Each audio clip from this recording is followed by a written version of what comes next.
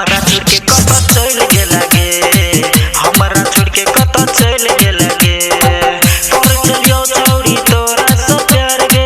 तकिया खोजला तू दोसर भतार गे कर चलियो छौरी तोरा से प्यार गे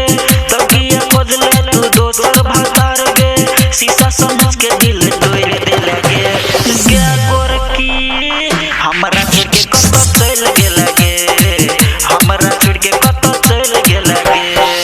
हमरा छोड़ के कत चल गेला गे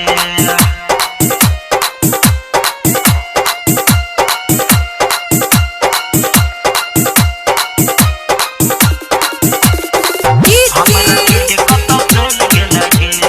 चांद गोपालगंज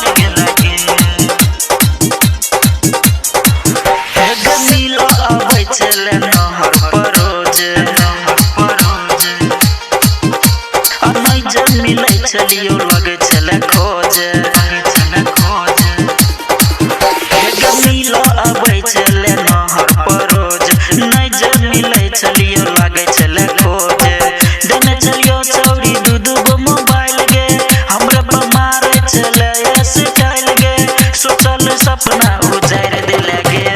गे गोरकी हमरा छोड़ के कत चल गेला गे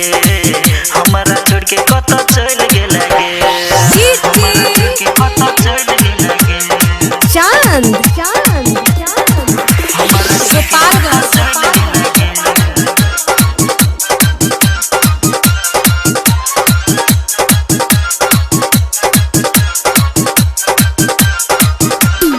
हमरा छोड़ के कत चल गेला गे जे कहै छले सिंगर पूरा के लियो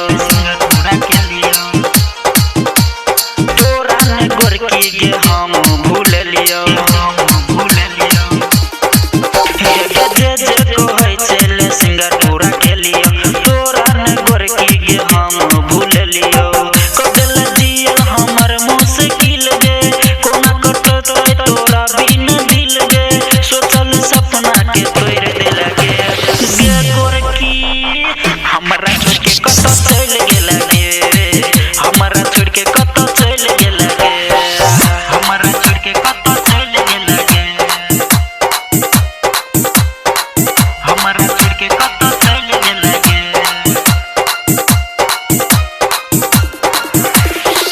हमरा छोड़ के कत चल गेला गे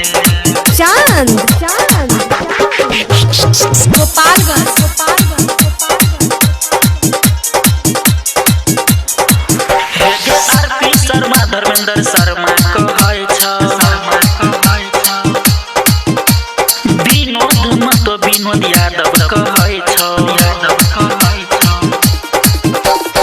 आरपी शर्मा धर्मेंद्र शर्मा कहै छ विनोद मत विनोद यादव कहै छ संतोष दीवाना करै छलो प्यार गे तकिया खोजला तू दोसर भतार गे कोना तोरा बिन हम जीबोगे गे गोरकी हमरा छोड़ के